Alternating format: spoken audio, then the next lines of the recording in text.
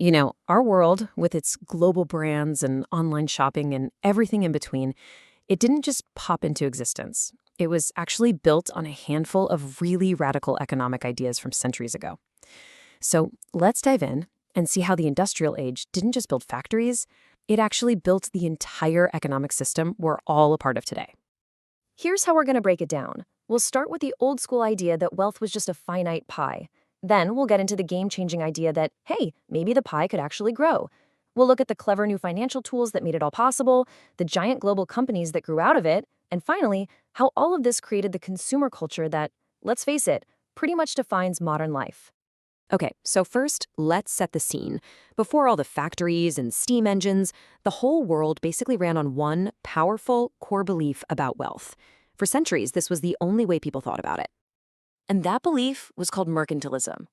The idea was simple, really. Imagine wealth is like a single pizza. There are only so many slices to go around. A country's slice was measured in gold and silver, so the only way to get richer was to grab a bigger slice from someone else. This usually meant conquest, colonization, and really strict government control over trade. But then, a totally new idea started to bubble up. What if wealth wasn't a finite pie? What if you could just bake more pie for everybody? And that question kicked off a philosophical revolution that completely flipped economics on its head. Thinkers during the Enlightenment started championing this new concept, laissez-faire capitalism. You know it as the free market. The core principle? Government should just get out of the way. Adam Smith really nailed it with this thought. In his mega-influential book, The Wealth of Nations, he argued that what makes us human is that we're natural deal makers. We trade, we bargain, we look out for ourselves. And Smith's big idea was that if you just let everyone do that freely, an invisible hand would guide the economy, and somehow, almost magically, society as a whole would end up better off. But, a revolutionary idea is one thing. Putting it into practice is something else entirely. To make this whole free market thing work, people had to invent a whole new toolbox of financial instruments. These were the gears that would make the new engine of capitalism actually run. So the first major tool they came up with was the joint stock company. I mean, think about it. Back then, trying to fund a huge, incredibly risky voyage across an ocean, that was way too much for one person. If that ship sank, you were totally wiped out. But what if you could spread that risk around?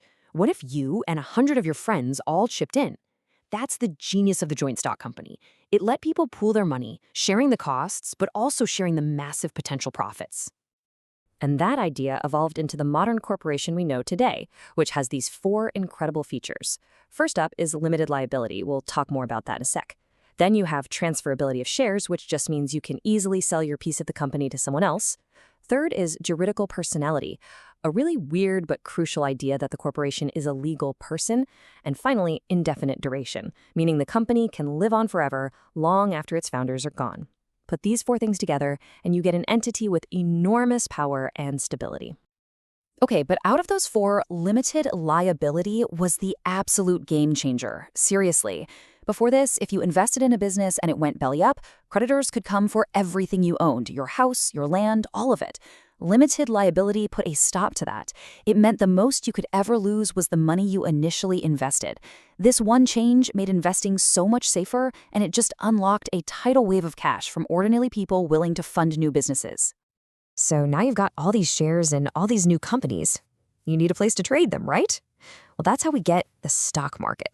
It kicked off in Amsterdam back in the 1600s, mostly for trading shares in the Dutch East India Company.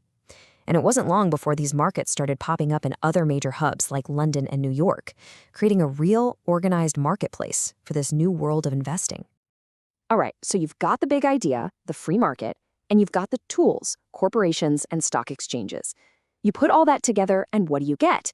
You get a brand new, superpowered entity, the transnational corporation. And these weren't just businesses. They were basically commercial empires. Just take a look at HSBC. This was its very first headquarters in Hong Kong. Now, this wasn't just some local bank. It was a British company, founded in a British colony, for the specific purpose of financing the explosion of trade between Europe and Asia. It's a perfect example of how the business of a private company could be completely wrapped up in the ambitions of an empire. And HSBC was hardly alone. You had Rio Tinto, started by investors to pull resources out of Spain and then the rest of the world. Unilever, a British-Dutch partnership, built a massive soap empire using palm oil from its operations in West Africa. And then there's De Beers. Cecil Rhodes's company didn't just mine for diamonds, it was building railroads and pretty much governing huge parts of Africa. The line between being a company and being a country got really, really blurry. And hey, if you think that's an exaggeration, just listen to the chairman of the British South Africa Company himself.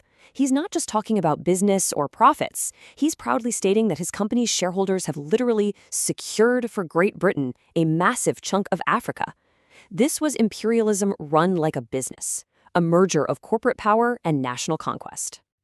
So, what did all of this, these giant global companies and high finance tools, mean for regular people? Well, that brings us to our final piece of the puzzle, and it's something we're all very familiar with: the birth of consumer culture. For pretty much the first time in human history, mass production made a whole range of goods affordable for ordinary people. Things we take for granted, soap, different kinds of clothes, household items, suddenly became widely available. And for a lot of people, this led to a real, measurable increase in their standard of living. But making all this new stuffs created a brand new problem. You had to get people to actually buy it. And that right there is the birth of modern advertising. Just look at these early ads. Companies suddenly had to create desire. They had to convince millions of people that they needed this new soap or this new typewriter to live a better, happier, more modern life. And this kicked off the powerful, self-reinforcing loop that basically runs our world today.